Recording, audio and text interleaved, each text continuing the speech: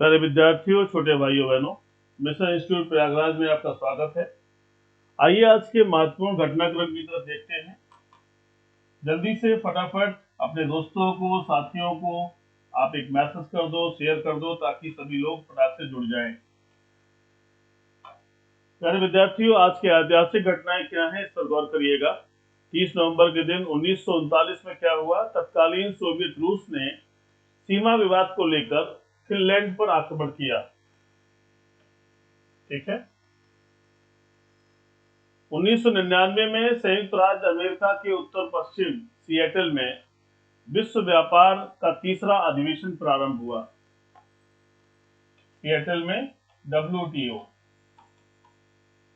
का तीसरा अधिवेशन प्रारंभ हुआ। 2008 में मुंबई में आतंकी हमले के बाद सरकार ने संघीय जांच एजेंसी के गठन की घोषणा की। सरकार ने एसएटी रिजवी वेतन समिति का कार्यकाल बढ़ाने का निर्णय लिया।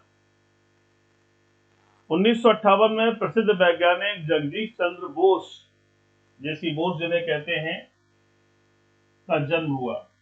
जेसी बोस ने कहा था कि पौधों में जीवन है, पौधों में जीवन है और वो महसूस भी करते हैं। महसूस का मतलब है कि हमारे क्रियाकलाप, हमारी एक्टिविटीज का पौधों के ऊपर भी प्रभाव पड़ता है। उनका व्यक्तित्व, उनका व्यवहार भी हमें दिखता है।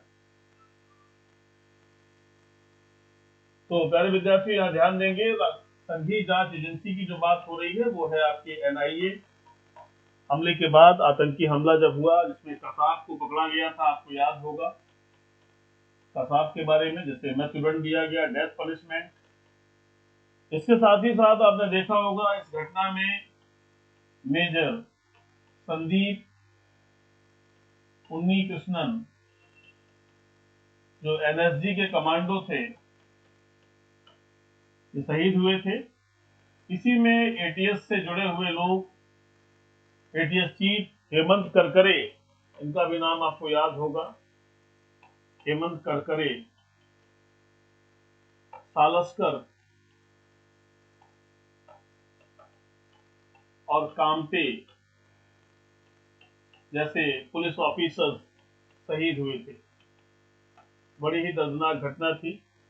तो ये सारी चीजें ध्यान में रखिएगा। आज ही का दिन 30 तारीख था और ये इन सबके शहीद होने के बाद इसके लिए जो एनआईए की गठन की बात है वो आज के दिन हुई है। घटना तो आपकी पहले घटी थी, लेकिन ये जो एनआईए की गठन की बात है वो आपके आज की तारीख में चर्चा हुई थी, क्योंकि ऐसी एजेंसी का होना बहुत आवश्यक है जो स्पेशलाइज्ड क्राइम की तरफ कार्य कर सके और आतंकवाद जैसी गतिविधियों पर नियंत्रण स्थापित कर सके। तो यहाँ पर हम लोगों ने इसे देखा। प्यारे विद्यार्थियों, छोटे भाइयों बहनों, आज के घटनाक्रम पर हम लोग चलने जा रहे हैं, लेकिन इससे पहले आपसे एक निवेदन करूंगा कि अपने सभी साथियों को मैसेज कर दीजिए, शेयर कर दीजिए, ताकि वो सब लोग जुड़ जाएं। क्योंकि विद्यार्थी अगर नहीं है तो पढ़ने पढ़ाने का कोई मतलब नहीं होता। इसलिए मैं चाहूंगा कि आप अपने सभी साथियों तक मैसेज पहुंचा दें। और ये जो पढ़ाई हम लोग पढ़ रहे हैं, ये सभी परीक्षाओं के लिए इम्पोर्टेंट है। आप यहाँ से लेकर सिविल सर्विसेज तक के क्वेश्चन इसमें देखेंगे। आने वाले समय में आपको प्रश्न मिलेंगे, क्योंकि जो कलेक्शन किया जा रहा है वो आपकी सभी परीक्षाओं को ध्यान में रख के किया जा रहा है। किसी भी परीक्षा का विद्यार्थी इससे अपने क्वेश्चन को सही कर सकता है। फिलहाल आगे चलते हैं। पहली घटना क्या है? टाटा कंज्यूमर अनुमानित रूप से 6,000 से 7,000 करोड़ रुपए में भारत की सबसे बड़ी पैकेज पेयजल कंपनी बिसलरी का अधिग्रहण करने के लिए तैयार है। ध्यान दीजिएगा, टाटा कंज्यूमर क्या कहा जा रहा है? टाटा कंज्यूमर क्या करने जा रहा है कि सबसे बड़ी जो पानी की कंपनी है, पैकेज पेयजल कंपनी बिसलरी का अधिग्रहण करने जा रहा है, एक्वायर करने जा रहा है, के लिए तैयार है। Chairman Ramesh Chauhan soft drink brand Thums Up, soft drink brand कौन से हैं? थम्स अप, गोल्ड स्पॉट और लिम्का को कोको कोला को बेचने के 3 दशक बाद बिसलरी इंटरनेशनल को टाटा कंज्यूमर प्रोडक्ट्स में विनिवेश करने का लक्ष्य लेकर चल रहे हैं। सौदे के हिस्से के रूप में मौजूदा प्रबंधन 2 साल तक जारी रहेगा। ध्यान रखिएगा, इससे क्वेश्चन बनते हैं। खासतौर से इस तरह के जो प्रश्न है वो बैंकिंग में बहुत इंपॉर्टेंट है। इसके अलावा जो आईबीपीएस में जो बैंकिंग के एग्जाम्स होते हैं, जो पीओ वगैरह के लिए इंटरव्यूज हैं, उनमें इस तरह की बातें ज्यादा आती है, तो ध्यान रखिएगा वहाँ के लिए। और आने को कहीं भी आ सकता है। नॉर्मल का क्वेश्चन ये बन सकता है कि कौन सी कंपनी का अधिग्रहण की बात की है टाटा ने, तो ध्यान रखिएगा। अगली महत्वपूर्ण खबर की तरफ चलते हैं हम लोग। भारत ने 2023 से 25 कार्यकाल के लिए इंटरनेशनल इलेक्ट्रोटेक्निकल कमीशन का उपाध्यक्ष पद और स्ट्रेटेजिक मैनेजमेंट बोर्ड का अध्यक्ष पद जीता है। ध्यान दीजिएगा, अध्यक्ष और उपाध्यक्ष दोनों पदों पर भारत को, जो इंटरनेशनल इलेक्ट्रोटेक्निकल कमीशन है उसके संदर्भ में बात हो रही है, तो अध्यक्ष और उपाध्यक्ष दोनों पदों पर भारत की जीत हुई है। बिमल महेंद्रू भारत का प्रतिनिधित्व करने वाले आईईसी उपाध्यक्ष होंगे। Bimal Mahendru. International electrotechnical commission एक अंतर्राष्ट्रीय मानक निकाय है जो सभी इलेक्ट्रिकल, इलेक्ट्रॉनिक और संबंधित प्रौद्योगिकियों के लिए अंतर्राष्ट्रीय मानकों को प्रकाशित करता है। भारत ने अंतर्राष्ट्रीय इलेक्ट्रोटेक्निकल कमीशन के पूर्ण सदस्यों द्वारा डाले गए वोटों का 90% से अधिक हासिल किया है। यानी जो हमारी साख है वो बहुत बड़ी हो रही है और हमें 90% से अधिक वोट मिले हैं, और इस तरह से इस कमीशन और इस ऑर्गेनाइजेशन का अध्यक्ष और उपाध्यक्ष का पद भारत के पक्ष में आया है।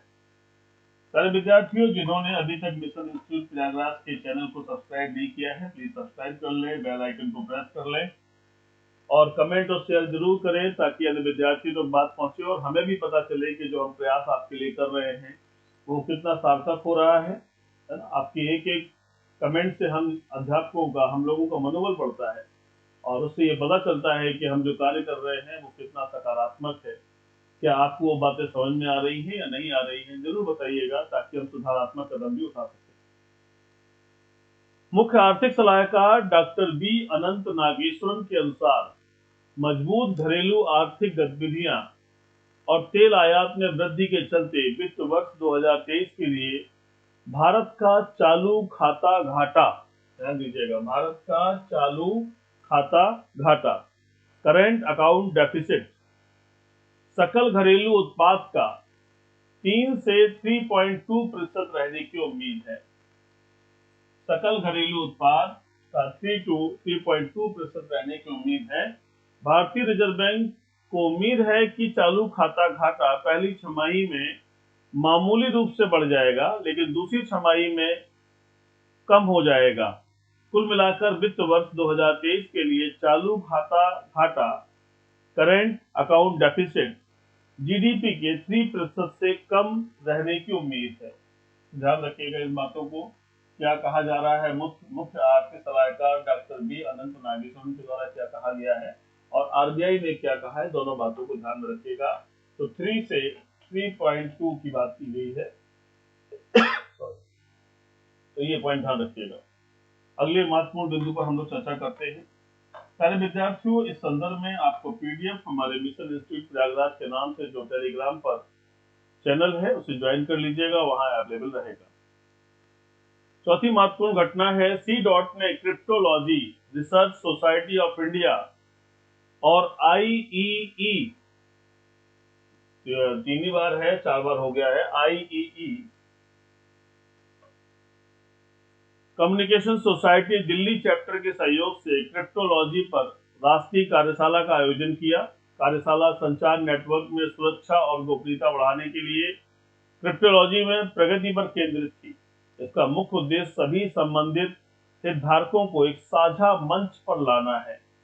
तो ये पॉइंट ध्यान रखिएगा, सी डॉट ने क्या कहा है और इस सोसाइटी के संदर्भ में क्या बातें आएंगी। प्यारे विद्यार्थियों, अगली महत्वपूर्ण खबर पर ध्यान दें। वैश्विक नेता अनुमोदन रेटिंग के अनुसार पीएम मोदी 77% अनुमोदन रेटिंग के साथ दुनिया के सबसे लोकप्रिय नेता बने हुए हैं। ये जो अनुमोदन रेटिंग है, ध्यान दीजिएगा कि ये अप्रूवल रेटिंग कहलाती है और ये क्या है, पीएम मोदी को 77% अनुमोदन रेटिंग प्राप्त हुई है और दुनिया के सबसे पॉपुलर नेता बने हैं। ये बहुत बड़ी बात है और ये कंटिन्यू है ये दौर, और ये हमारे देश के लिए भी अच्छा है।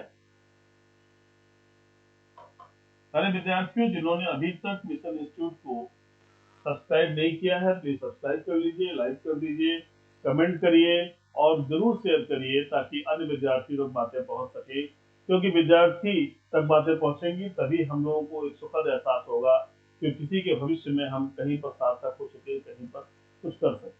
तो प्लीज आइए अगली घटना पर चलते हैं। छठी घटना है उत्तराखंड हाईकोर्ट ने नैनीताल स्थित, बहुत इंपॉर्टेंट घटना है, गौर करिएगा। उत्तराखंड हाईकोर्ट ने नैनीताल स्थित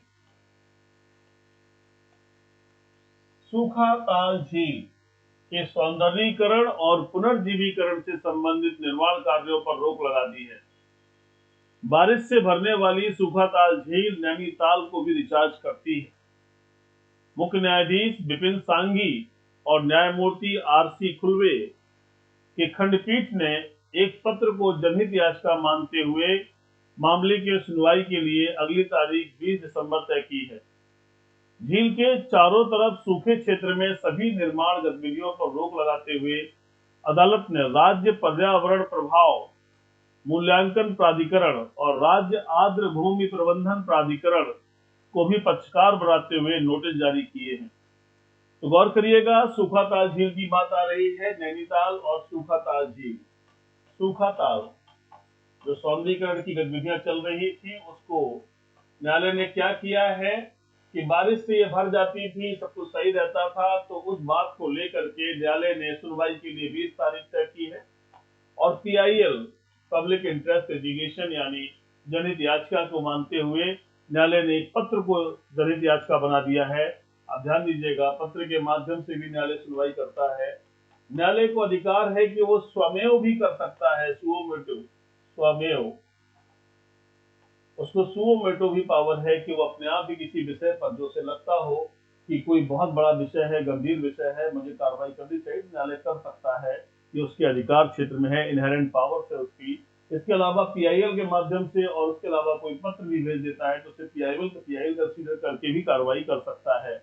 इस संदर्भ में जो मुख्य न्यायाधीश हैं श्री विपिन सांघी जी और दूसरे खंडपीठ के जो दूसरे न्यायाधीश हैं न्यायमूर्ति श्री आरसी खुलवे जी ने ऐसा कार्य किया है, जो 20 तारीख को अगली तारीख की है, और इसको कहा गया है कि इस पर रोक लगा दी जाए।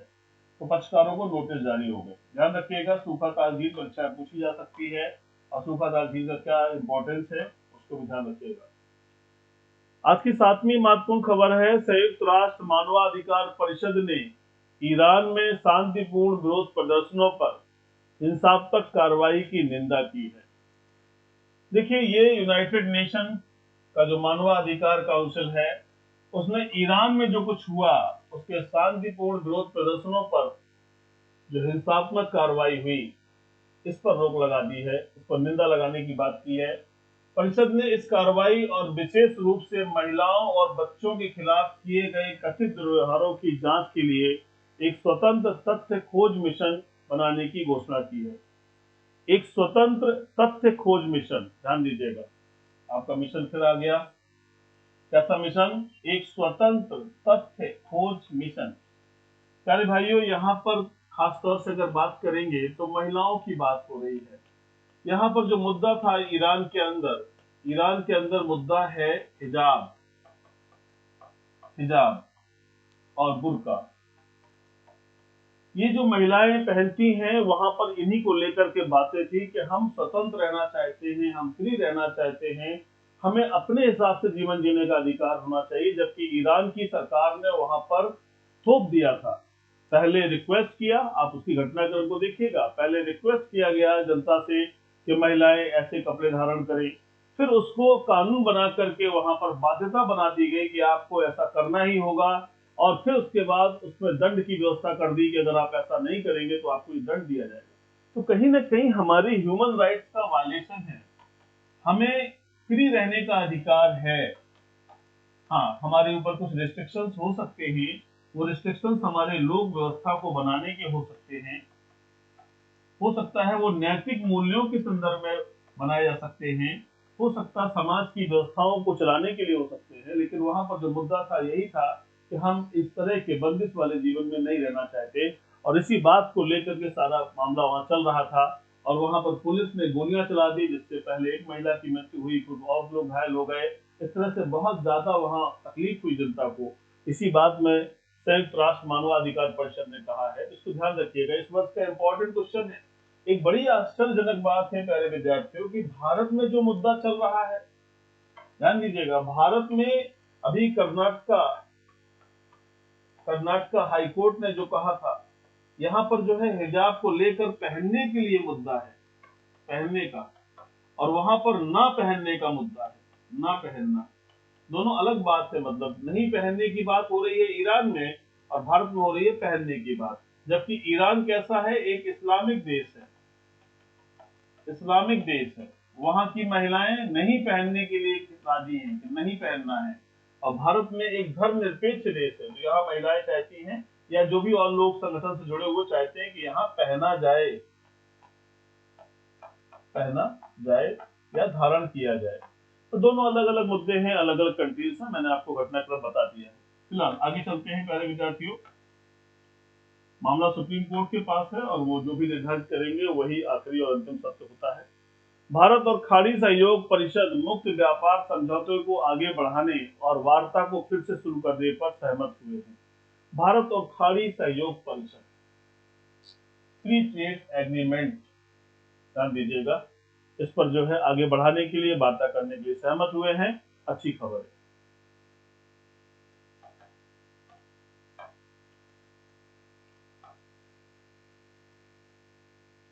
सारे विद्यार्थियों, मिशन इंस्टीट्यूट में एसएससी जीडी को टारगेट करके एक स्पेशल बैच चलाया जा रहा है, जिसकी अलग अलग टाइमिंग्स है। दो बैचेस चल रहे हैं, एक 9 बजे से चल रहा है और एक 12 बजे चल रहा है। जैसे मैथ्स की 1.5 घंटे की क्लास, रीजनिंग की 1.5 घंटे की क्लास, और हिंदी की 1 घंटे की क्लास, और जीएस की 2 घंटे की क्लास चल रही है। इसका उद्देश्य है कि ज्यादा से ज्यादा विद्यार्थियों को सफलता की राह में कुछ मदद करना, सफल होने में सहयोग करना। तो इसमें हम लोग इस तरह से लगे हुए हैं। हजारों विद्यार्थी पढ़ रहे हैं, उम्मीद करते हैं बहुत सिलेक्शन होगा, सफलताएं होंगी, क्योंकि हम लोग बिल्कुल उसी पद्धति का अनुसरण कर रहे हैं जो गुरुकुलों में चलती थी। हर चीज को पढ़ाना, समझाना, पूछना, और उसका निश्चित रूप से फायदा होने वाला है। सब कुछ फ्री है, कुछ भी नहीं लिया जा रहा है, और विद्यार्थियों के हित में कार्य किए जा रहे हैं। इसके पीडीएफ बाकायदे उनके मोबाइल पर सेंड हो रहे हैं, इससे उन्हें मैटर की भी प्रॉब्लम नहीं आने वाली है। तो आइए, हम लोग घटनाक्रम पर बात कर रहे थे। अगली घटनाक्रम क्या है? भारतीय विशेष बलों की एक टुकड़ी वर्तमान में इंडोनेशिया में वहां के विशेष बलों के साथ द्विपक्षीय संयुक्त प्रशिक्षण अभ्यास कर रही है, जिसका उद्देश्य दोनों पक्षों के बीच सैन्य सहयोग को बढ़ाना है।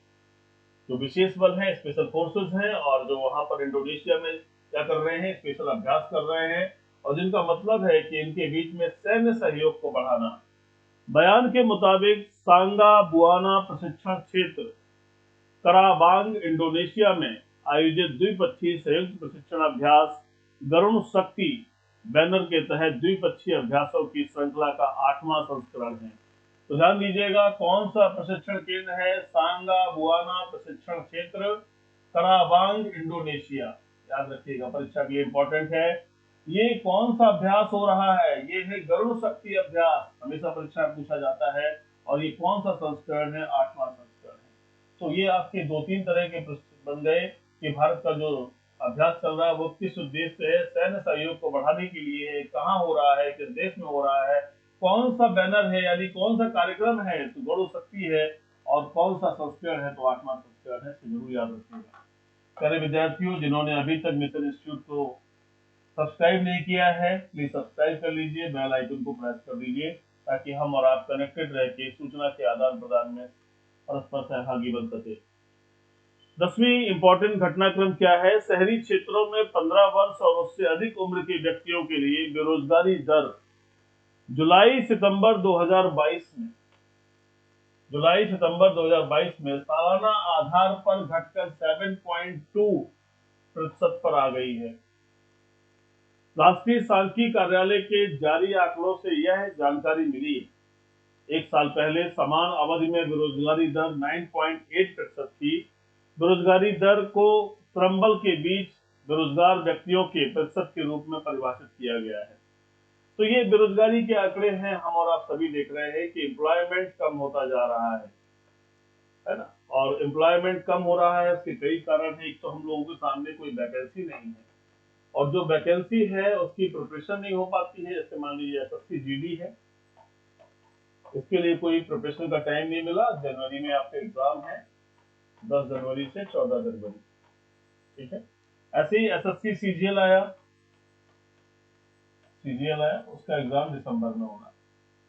तो इसी प्रकार से आप देखोगे कि फरवरी में आपका दिल्ली पुलिस आ जाएगा कांस्टेबल, और इसका मार्च में या अप्रैल में एग्जाम हो जाएगा। तो कहाँ टाइम होता है, तो बच्चे तैयारी भी नहीं कर पाते हैं, और इसी वजह से बहुत सारे अवसर से रह जाते हैं। तो जो आकांक्षाएं हैं, उम्मीदें हो रह जाती है। तो मेरा यह हमेशा मानना है कि तैयारी हमेशा हमेशा होती रहना चाहिए। जहां भी पढ़े, जैसे भी पढ़े, हमेशा तैयारी में रहें, ताकि जब भी एग्जाम हो तभी हमें सफलता मिल सके।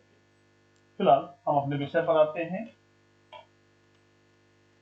प्यारे विद्यार्थियों, आज की आखिरी खबर है, नेपाल में प्रधानमंत्री शेर बहादुर देउवा, नेपाल के जो प्रधानमंत्री हैं शेर बहादुर देउवा, लगातार 7वीं बार अपने गृह जनपद दादेल धुरा से चुने गए। तो उनका जो सीट है उसका नाम है दादेल धुरा, और 7वीं बार चुने गए हैं नेपाल के प्रधानमंत्री शेर बहादुर देउवा।